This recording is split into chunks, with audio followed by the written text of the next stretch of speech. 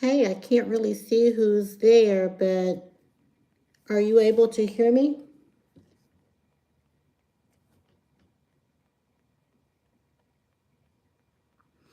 So this is my first time going live, and I'm not sure if you're able to hear me, if I have this right.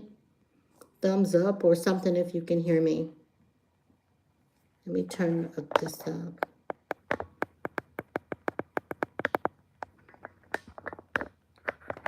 So I wanted to go live for just a few minutes. I've never been live on um, YouTube. I've been live on TikTok quite a few times, and I just wanted to kind of see how this works. Oh, hey, Miss Excite, you do hear me? Great. I wasn't sure. So this is my first time going live, and I'm only going to be on a few minutes. I wanted to see how it worked because I'm going to try to start going live more often on YouTube to answer questions. I get a lot of questions about getting started as a new adjuster. So I wanted to maybe on this platform start going live for um, at least once a week. Did you have any questions, Miss Excite? There's three other people that have joined. I can't see anything. So can you guys just post something so I can see your name? And if you have any questions, please feel free to post your question.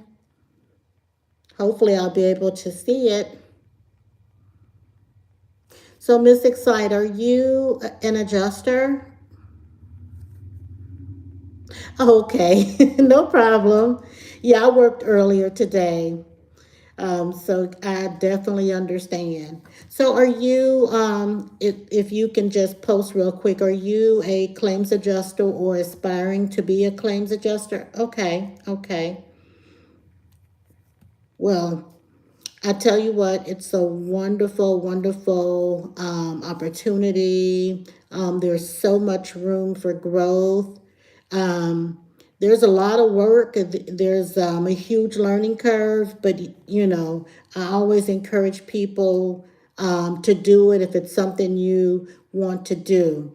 You need to do your homework now. There's a lot to learn. There's a learning curve, and that's why I share as much information as I can because I want to see new adjusters or aspiring adjusters to join and get in this industry, learn it, and grow, make money as well as grow in a career. So, does anybody have questions? It looks like I have 7 people that have joined. If you guys have questions, just let me know. I'm happy to answer. That's why I hopped on. I won't be on too long, but I want to just spend a few minutes. This is my first time on here. So I have some tips I'm gonna share because hurricane season is here. It starts in June and goes through November. So hurricane season is one of the easiest way to get your start as an adjuster. In fact, that is how I got started as an adjuster. It was 2021, Hurricane Ida hit, and I just walked into a new career. And I've been busy ever since. I'm on my 7th deployment. So hurricane season is serious because that's how a lot of new adjusters get their start. Hey, Jay Turner, thank you so much for joining. This is my first time on YouTube Live. I wanted to just hop on and see how to work this YouTube live, and I guess I'm doing okay because I see people joining. But I wanted to just talk just a few minutes. I'm not going to be on too long because I worked all day as well. I'm an adjuster. I work in a local office right now. I'm independent, and I work wind and hail claims. I am considered the claim owner, meaning I get the claim from start to finish. The insured work directly with me. I'm their point of contact. I get everything done. I make sure that the field adjuster is scheduled and I manage the claim from start to finish. We call it babysitting, and that's exactly what I do. I babysit it from start to finish. Jay Turner, let me see what you said. I have my all lines adjuster's license for Texas. Yay! So yeah, that's great. I am currently in a claims position, but not as an adjuster. What do you suggest for starting off? Okay, that is a great question. So I do like the fact that you're in a claims position because that is a skill that you can use to update your resume, and you do need to work on your resume. Make sure that resume is updated, and any kind of skill that you have, like in customer service, anything kind of related to customer service, if you have construction, all of those are like considered transferable skills. So, Jay Turner, a couple things. Make sure you're on multiple rosters. You must be on multiple rosters. And I can give you, well, actually, in my one of my playlists, Getting Started, I tell you how many the best rosters to be on for new adjusters. Pilot is one, Ebro, Renfro, the best claims. There's a number of them that you should be on those rosters, and you need to actively work those rosters. So it is not enough to just get on the rosters. You have to pretty much babysit them. It's like marketing, because when you become an independent adjuster, you are essentially starting a business. So you have to market. So those IA firms, which is independent adjusting firms, those are your clients and you have to market to them. Just keep in mind, these IA firms are looking for the best talent because they are the pathway between the adjuster, the independent adjuster, and the carrier. So you are marketing to them, and believe you me, they get thousands of people on their roster, so they can pick the best people. So you need to make sure that your resume is updated. You have some good skills like what you're doing now. Um, Make sure that when you get on their rosters, take their trainings. I normally take at least 2 to 3 trainings. I try to get the free ones, but I take 2 to 3 trainings per IA firm. And when I do that, that's telling them that you are interested in the products that they are giving you, or that they had the training products that they offer. So make sure that you take courses, and a lot of the courses are really good information. It's helping you to be, to build as an adjuster. So make sure you're doing that. And you got to have licenses. You're going to hear some adjusters say, yeah, don't spend your money on licenses. But I'm telling you, I am in a position right now, as this is my seventh deployment, and just the licenses I have alone keeps me busy. We have a small team, and guess what? There's adjusters that don't have Kentucky or Georgia, and it comes directly to me. I get new claims all the time from they call it a reassignment. I get claims all the time because maybe the other adjusters don't have the licenses I have.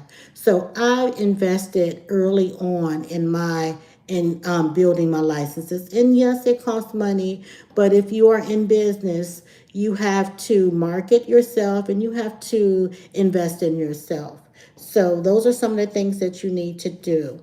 And let me see, I am currently in claims session. Okay, so that is some of the stuff that I suggest. And also, check out my Getting Started playlist. That's going to give you a lot of help for information. I have quite a few other topics as well, but that Getting Started checklist is very helpful. Hey, Clarence Wiley, let me see what you said. You said, I have a new Texas all lines adjuster license as well. I am now doing training for pilot. Yay. Okay.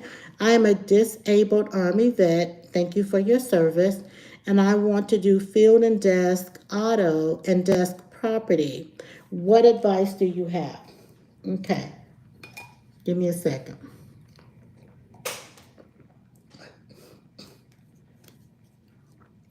So some of the same advice that I just gave. Let me see. Some of the same advice I just gave Miss Excite One, you need to do as well. So you are taking a good step. You are taking training from Pilot. Pilot is the leader in hiring new adjusters. So you definitely want to be on their list. And if it does require taking their training, so take their training because it's not going to hurt you. Um, as for, I know you said you want to do property and auto, and that's a good mixture. Just maybe if you have not done a deployment yet, you might want to, instead of kind of being all over the place, just kind of start with one and then add a second one. From what I've heard, I'm involved in a lot of different groups and stuff.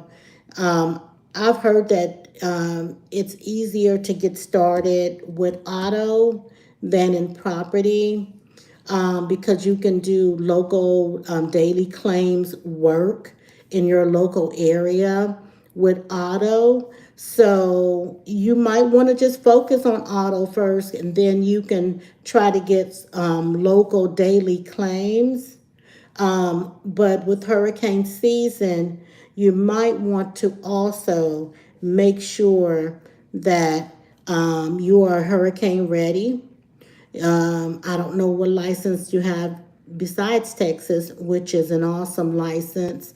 Um, so if you, with Texas, you want to add Georgia, you want to add Florida, Alabama, Louisiana, Mississippi, and I always throw in the Carolinas as well. Those are also good. I haven't gotten a lot of North Carolina lately, but you know, I do get, especially for hail and tornadoes, I do get the Carolinas. Um, Let me see. So I would also suggest check out my Getting Started playlist. It has a lot. There's about 12 or 13 videos in that Getting Started playlist. It's going to give you, kind of take you through the process of getting started as an adjuster. But you are on the right path. You're taking classes or training with Pilot, but Pilot is not the only firm. You need to get on those other rosters. There should be a list in my playlist as well on the rosters that you need to, I mean, the IA firms that you need to join as well. So I hope this is good information. Um, Again, playlist. I have about 8 different topics, and each of them have at least 10 to 12 videos. So go check out the playlist, and you'll see different topics relating to adjusting. So I hope this helps. Jay Turner, you can always hit me up if you have individual questions. Just, I can make sure you have my contact. But yeah, I hope this helps. All right, so let me see if there's any other questions. These were good questions, y'all. Jay Turner. Let me see, Miss Excel, Jay Turner. All right. Okay, so Clarence, you just bought Louisiana last week. That's good. That's good. And you are welcome. My pleasure.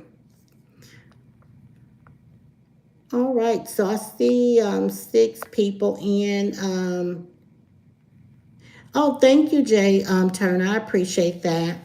So I have some tips here. I'm just going to give y'all for hurricane season. Again, hurricane season starts in June, and we're in June, right? I mean, I can't predict what how the season is going to be, but you want to be ready. This is hurricane season is the opportunity for new adjusters. That is how I got my start. These firms, when, God forbids, I mean, of course, you don't want to hope that a hurricane hit, but you want to be able to help people.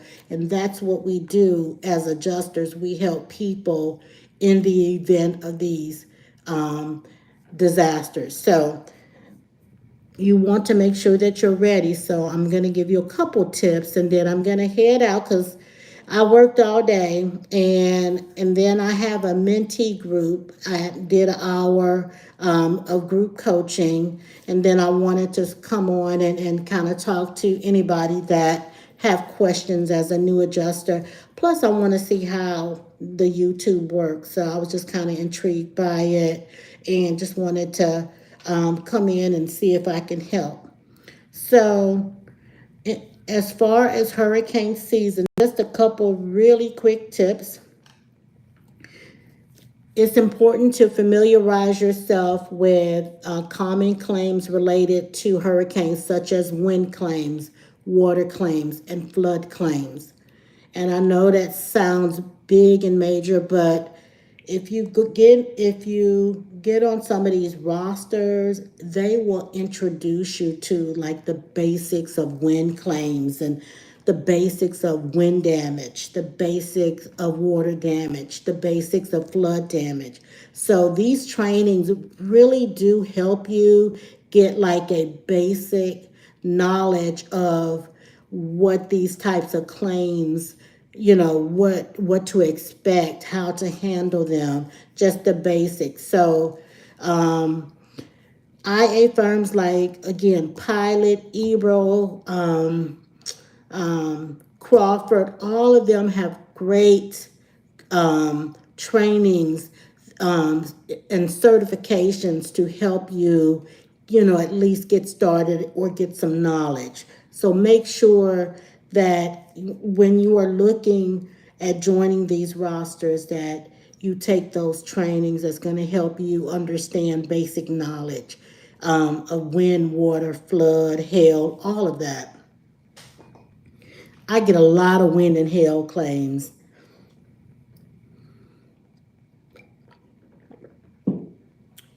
Monitor weather forecasts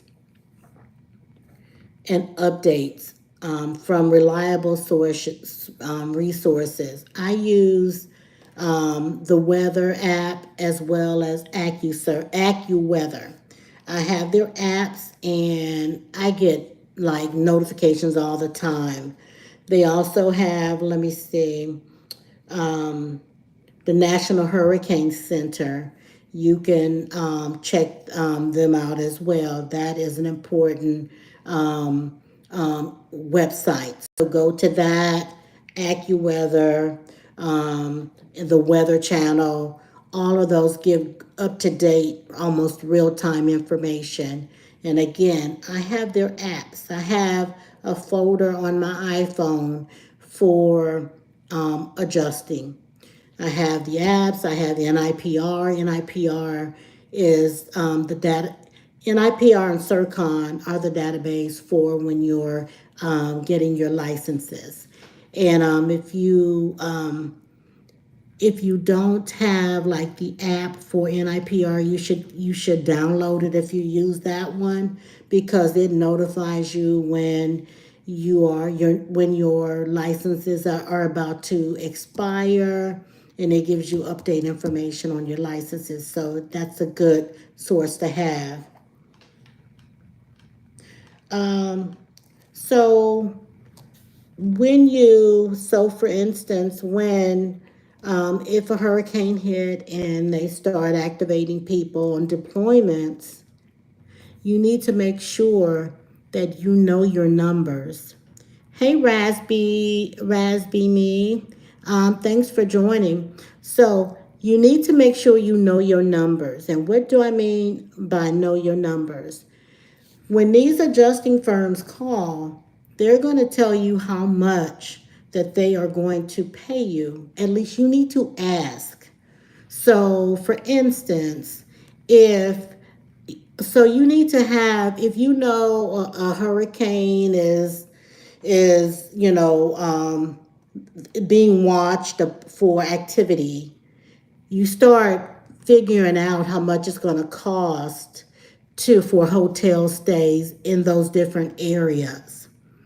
So you need to calculate your lodging, your food, gas, and all of that, so that when they call, you have a number in mind that it takes for you to comfortably take that deployment. So, for instance, say you know that it's going to cost, say, $1,000, and I'm just throwing out numbers. These numbers mean nothing.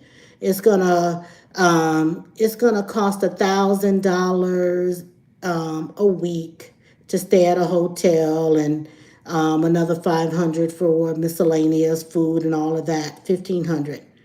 And so if you know 1,500 in your mind, you need to know what it's gonna cost, or what your normal bills are, what you're gonna have to pay to accept this deployment, as well as the profit you want to make. So keep that in mind when they throw a number at you. If it doesn't if it's not making dollars or cents, then you're not gonna you cannot accept it, because there's gonna be firms that may lowball you because you're a new adjuster. And I'm just being real with you. So make sure that you have a number in mind of what it's going to take for you to accept that deployment. And if it's not making dollars and cents, don't accept it. It's okay to say, no, I can't accept the deployment. So just be careful of that. I promise you, I've seen it several times. I was out in Atlanta on a deployment. I was there for about, I want to say, 6 to 8 weeks training, because I was fairly new then. And there was a few people that ran out of money and sleeping in their cars and stuff, and that can be dangerous. But I mean, adjusters do it. But you have to have those numbers in mind, because it does cost money when you're out in the field and you have to, pay for lodging and all of that. So just make sure you know those numbers. Raz, let me see if you have a question. Okay, you're saying, with your assignments, do you find yourself having to use Xactimate? Oh my God, I use Xactimate all day long, every day. Yes, yes, yes. That is the tool. That's the estimating tool that we use to update the estimates. So let me just give you, like, on this deployment I'm on. So I am the claim owner. So when I get a new claim, I have to do an initial file review. Then I call them and I interview them, in regards to the claim. And then I explain the next step is getting a field adjuster out. Now that field adjuster is like my eyes and ears, because they're on the ground and I'm at the desk. So I can't see, I don't know what's out there, or the damage or anything, except when I get their inspection report and their photos. So when when they do their inspection report, the photos, they also upload an estimate.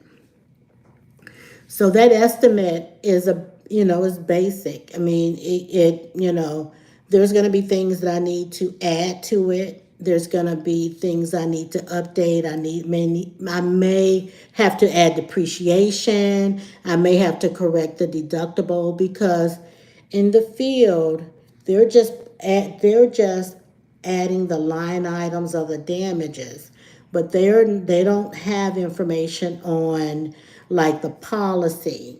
So I have to read the policy, and then I have to go into Exactimate, and I have to update it. If they have like exclusions, I have to add the exclusions, and that's going to change the way or the amount of settlement for the insured. Sometimes it takes them below deductible. So case in point, there's an exclusion called a roof system payment schedule.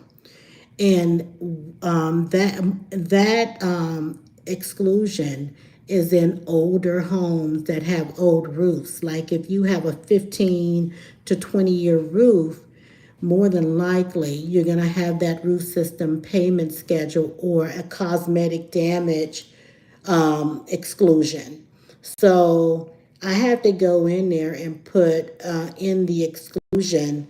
I have to go up into Exactimate and update it with those exclusions.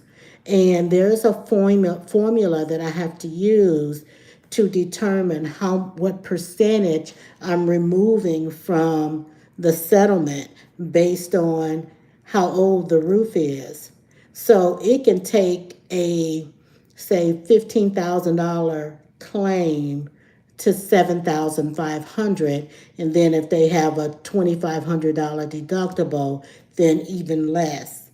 So yes, I not only do I use Exactimate every day, but I need to understand the line items, and I need to be able to accurately put in different exclusions, the deductibles, whatever it takes pertaining to that claim. So yes, you have to know Exactimate. That is the estimating tool that many of the IA firms use. Now there's another one called Symbility, but I've never used it. But yes, that is, you definitely need to know that as an adjuster and as a desk adjuster. So I hope that helps. Let me see. There's some more questions. Okay, so Raz, with your assignment, okay, I answered that. You had a job. Okay, Pretty, I think that's how you pronounce Pretty. Okay, please help me. I'm struggling to get a job as a new adjuster. And I understand that. I do offer one-on-one strategy sessions. If you want to do that, I can give you more information on that. But I get it. It's not an easy industry. There's a huge, when I say huge, I mean huge learning curve, in this industry. And that's why I created the mentorship program, and I've created a course that walks you through there's 12 sessions to the course, and it just takes you through everything you need to know in getting started as an adjuster.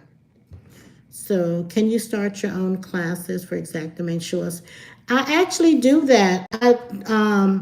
I provide just many tips on like using different aspects of Exactimate, like adding the roof system payment schedule in it, how to update the deductible, how to add line items, understanding the roof components, because that's another thing that you need to know. You need to understand the components of a roof. And there's different exclusions. You have to understand how to read the policy as well. And I do help in doing all of that, in my mentoring group. So I can give you more information. So Pretty, I do have trainings on that. I do a lot of videos. I do a lot of videos for free, and then I'm building for my mentees. So if you want to, um, get more information or talk to me one on one, I am so happy to do that. Okay, and then Raz, you said, I see. Thank you so much for answering that. No problem. Um, okay, pretty. I am in Alabama. No, I'm not in Florida, but I do everything um, via Zoom. And so, with Zoom, it's virtual. It's like doing a FaceTime. So, yeah, I'm not local, but I do everything virtually anyway, because my mentees are, all over the United States. Any more questions? I'm trying to see, make sure I didn't miss anybody. Okay, so I am going to close out. This has been fun. Um, I appreciate you guys spending 30 minutes with me, because I know everybody's been working, and then some people may be working now, like Miss Excite. So I definitely appreciate you tuning in. And I'm going to try to do this once a week when I have time. So,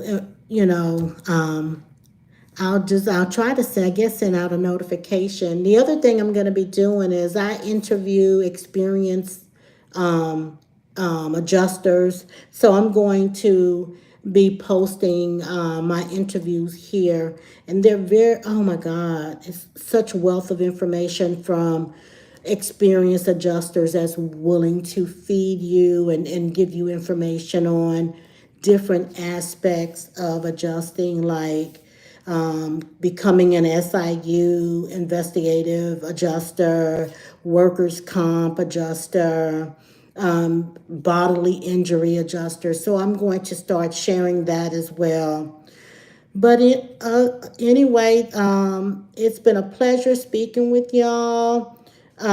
You can just leave a message on one of my posts, or if you want to contact me, send me an email at beaclaimsadjuster@gmail.com, if that might help. Otherwise, if you post something on one of the videos I try to get to all my posts, and I get notifications, so I'll be able to connect with you. So thank you guys. I appreciate your time, and y'all have a wonderful evening.